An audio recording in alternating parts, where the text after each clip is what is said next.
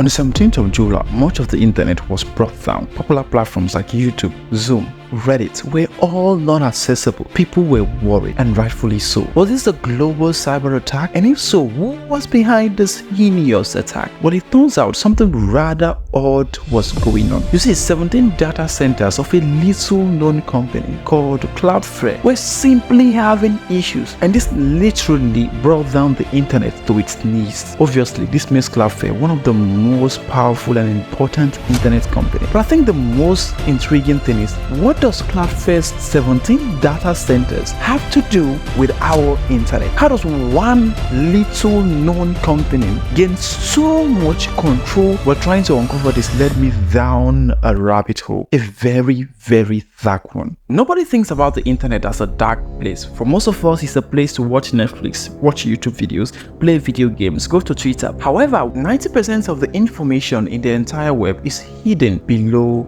the surface. When you go down into the deep web, first layer you're going to meet is information that are hidden for official reasons. These are information that are held by government agencies like the CIA, the NSA, the FBI. Obviously, you need special privileges to gain access to this kind of information, but even much more deeper below that, to the dark web, a very, very dark place. This is where criminals go about their activities online anonymously, from people that sell drugs to people that sell weapons to hackers. And hackers in particular, these are the scariest bunch. These are people that are dedicated to disrupting internet life on the surface web. These hackers are able to compromise a lot of computers, smartphones, and several devices that can gain access to the internet. And one of the things they do is to carry out a DDoS attack, a denial of service attack. So here's a legitimate website on the surface web. This website has resources that can allow it to accommodate 1 million visits. Now, what happens when this website all of a sudden gets 50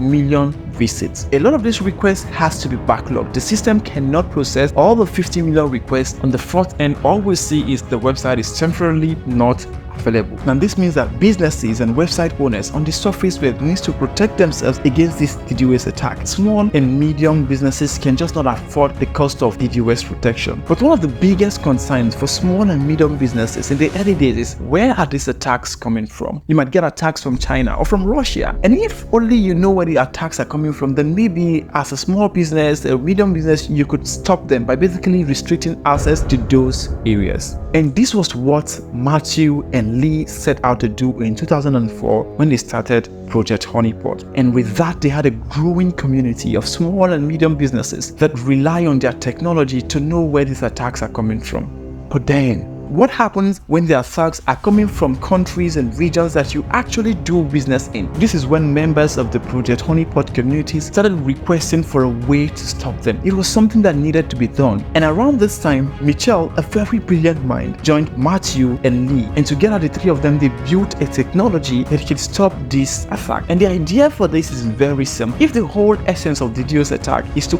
overwhelm a website's resources, in practice, Cloudflare is the first layer of the fence to get to website A and website B. So that way, Cloudflare is able to monitor the traffic that is coming to website A and website B. And by so doing, they are able to tell when there is a surge in traffic, and they basically absorb that surge in traffic themselves. But they also give users a chance to prove that they are humans during a DDoS attack by passing this kind of test result. This is a very effective strategy to handle DDoS attack. But to build this technology, Cloudflare needs a lot of money to build the infrastructure that will allow them to absorb the attacks. This means that they needed VC funding. For sure, they got the VC funding they needed, and they built the infrastructure. It's time to launch. What will be the cost of their DDoS protection? You see, for cybersecurity companies, well, how good your product is based off on reputation. The more reputation you have, the more people think your product is good. But in Cloudflare's case, as they launched, they are only known by members of Project Honeypot community. And so to launch to the broader market with no reputation, they needed a pricing that would give them an unfair advantage. The technology already exists, but it's just not affordable for small and medium businesses. So they needed an affordable pricing. They also need a pricing that would also allow people to overlook the fact that they basically have no reputation. And the best pricing for scenarios like that is free. And so when Cloudflare launched, they offered their DDoS protection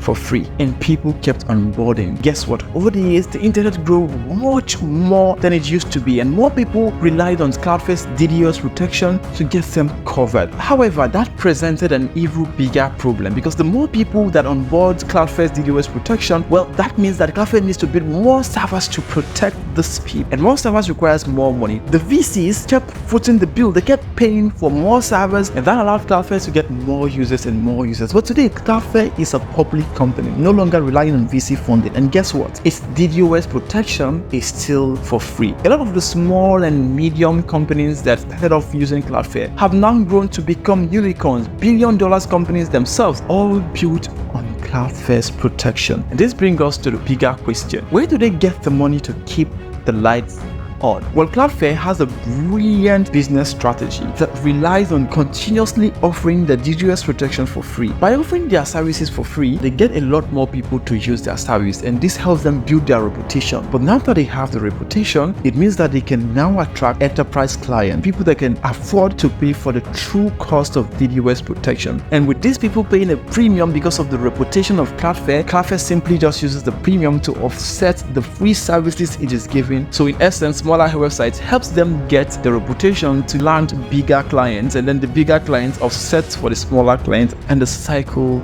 continues. However, if Cloudflare is all about protecting and defending the internet, how then were they responsible for shutting down the internet on the 17th of July, given that 20% of the entire web relies on Cloudflare's DDoS protection? On the 17th of July, there was a software error that caused the traffic going through Cloudflare to be rerouted to one single router. Just imagine that every vehicle in New York is forced to pass through one specific road. The amount of gridlock that would cause. This was exactly what happened. A simple software errors in the data center caused the traffic going through Cloudflare to be rerouted to one single router, and this literally brought down the internet to its knees. Cloudflare's influence is on the rise. More and more websites are continuously onboarding Cloudflare. Its reputation is even much more higher. Revenue numbers from enterprise clients has been growing insanely. This company that defends the internet is one of the most powerful and important internet companies.